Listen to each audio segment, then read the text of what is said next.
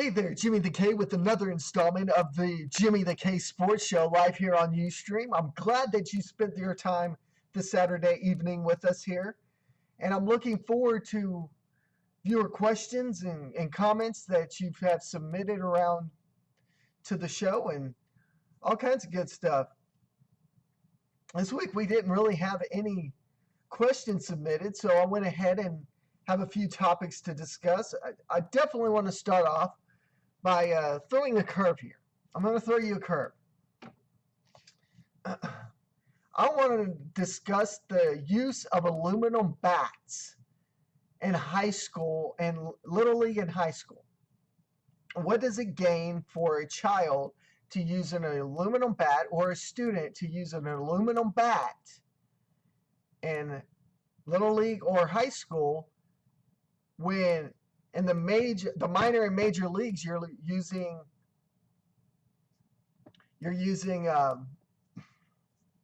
wooden bats? It makes no sense.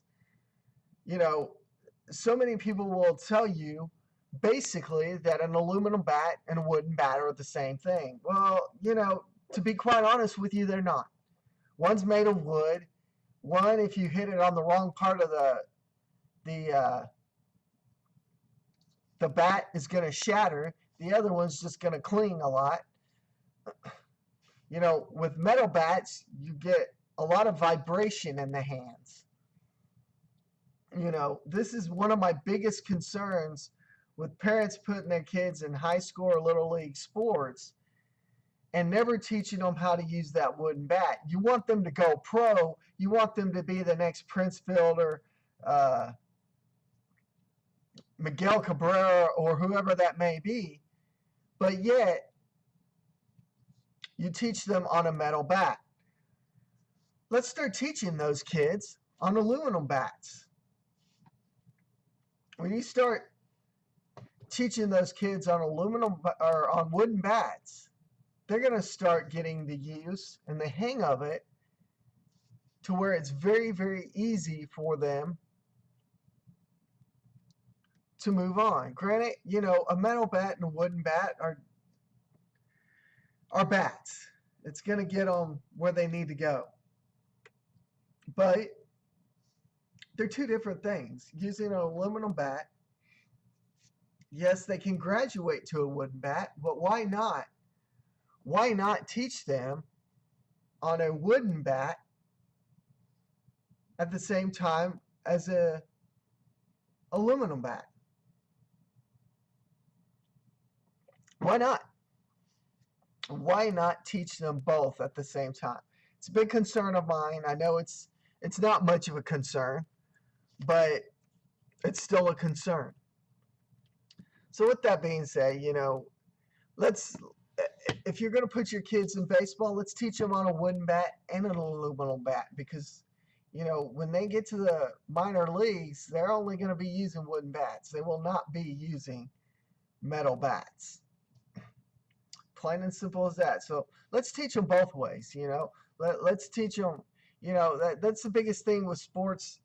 In little league, high school, college, and pros is so many rules are so different. You got college football. A pass interference in college football is not the same as a pass interference in the pros. But yet you send these defensive players into the pros and you expect them to learn so quickly that the pass interference is different here in the pros than what it was in college. Those rules need to be the same. The techniques need to be the same to where these kids know how to play at a higher level when it becomes that time. The greatest players out there will tell you that they were taught the rules from that session on. They weren't just taught little league. They were taught high school. They were taught college. They were taught pro. That's the reason why they were so good at what they did. So, if your colleges, your universities, your high schools, let's get with the times. Let's make all the rules the same. Let's make it that much easier to follow for these kids to go pro if they want to go pro. And then they've got the edge as time moves on. With that being said, speaking of rules, Major League Baseball, I want to take a look at whether or not instant replay is a good or bad thing in Major League Baseballs and whether or not managers approve or disapprove in this. To be honest with you, is it a good or bad thing? It's good in some ways, it's bad in others. As you saw the other night, if you're a Ranger fan and have Fox Sports Southwest, you can tune in and watch a little bit of the spring training games. Well, as you saw the other night, the San Francisco Giants coach, Bruce Bochy, challenged the play right as that third out was called on a double play. So the players went into the dugout. They were getting ready to rock and roll. And the challenge flag came out, or whatever, the challenge he asked for. And then they come back from commercial break, and they have to get that last out again because the rule was overturned. You know, it's a good rule in so many ways, but it can be bad in others. You know, that was definitely an example of a bad way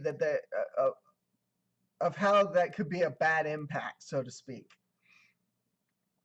You come out there, you play as hard as you can. You think you've got that third out. The coach challenges it. You've got to go back out and get the third out after you've been put into the dugout.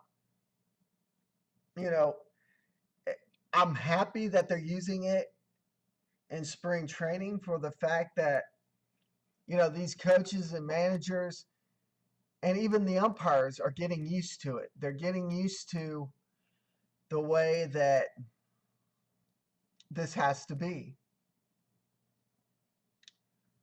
for it to work correctly. Will there be times when people agree with it and disagree? Definitely. Do I approve or disapprove of it? I can't tell you, to be quite honest with you, if I approve or disapprove of it just yet. I haven't seen it too many times to be able to tell you whether or not I approve or disapprove of it. But that one particular play that I saw, the double play, the Rangers and Giants in spring training, I didn't agree with that, with the fact that, you know, it happened. They went to commercial break. They had to come back, get that third out again, and then go back to commercial break. For people in the media, that just makes it really, really difficult. But Ron Washington had 2 challenges that he lost. Is it a good thing that he got to a challenge? Definitely. It's a good thing that these guys are getting to go out there and challenge, and they're getting the use of the instant replay and how that's going to work here in Major League Baseball for 2014-2015 season. So, you know, instant replay is one of those deals. A few of the people that I've talked to, Richard Durrett over at ESPN, has said that, you know, he's happy with it. You know, he'll have to see a little bit more of it to definitely say whether or not he approves or disapproves of it. So, with that being said, that's spring training baseball for you. I want to shed the light on something. Shed the light on the Dallas Stars. I believe it was about a week ago. It may have been Monday. I think it may have actually been Monday evening or last weekend. I don't remember which. The Dallas Stars, I believe it's guard, Rich Peverly, collapsed on the bench. It was actually a surreal thing. that a lot of people, unless you witnessed it, just didn't realize the impact of what was going on. Rich Peverly has something called AFib, which is a regular heartbeat. So it makes it just that much more difficult at times for him. He collapsed on the bench. 14 seconds, the medical crew had him back. They were ready to rock and roll. And, you have to give your hats off to everyone out there. You have to give your hats off definitely to the medical crew for as quick as they reacted. You have to give your hats off to the Dallas Stars for having a medical crew and players that looked up to him so much that he had to do what he had to do. They had to get assistance over there and get it done. So, things like this happen in sports. And when you see something like this happen and positive come out of it, it sheds light on a lot of things, a whole lot of things. So, sheds light on a lot of things. The last thing I kind of want to look at this evening, I'm going to keep this kind of short this evening, as next week and the weeks after we'll get it a little bit longer, but this week we're going to keep it a tad short because there's so much stuff going on right now that I've got to keep up with it, and that means I've kind of got to back off a little bit.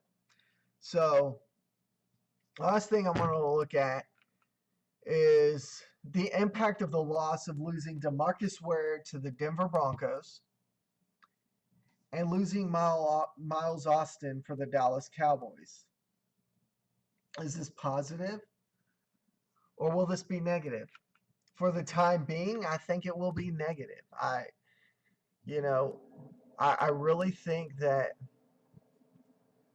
the Cowboys making the playoffs, they could very well have done it with those two guys catalyzing this team above and beyond. But because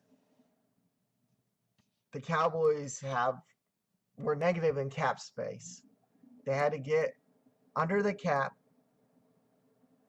meaning that they had to let players go, DeMarcus Ware being one, Miles Austin being the other. They've got to replace those players, and they've got to replace them with younger, brighter stars in this organization that can help move in and get this team at a higher rate, so to speak. This team has not made the playoffs in so many years that it's starting to affect the way Cowboys fans look at this team. Do I think the loss of DeMarcus Ware and Miles Austin will impact this team? Definitely. I don't see them better than a 6-win team next season. Plain and simple as that. But with that being said, I think that they can go out and get younger players that will be brighter on the side of the organization that can help them in the long run. So, how do I think the Cowboys can better themselves? Jerry Jones following the model. Whatever model that be, cutting high-paid players and hiring less high-paid players, or just doing what he has to do. And that's sticking with the plan. With that being said, I'm going to leave it at that for this week. This week's show was brought to you in part by the Texas Rangers mug and apple cider Keurig drink. And Sonic, drive in for a change. At Sonic, you can get the Hunger Buster for $5. I'm kidding. Sorry, I've always wanted to do something like that. With that being said, thank you for tuning in this week. Until next week, I'm Jimmy the K. See you next week, 9 p.m. Central Daylight Time, here on Ustream. Jimmy the K. Peace out.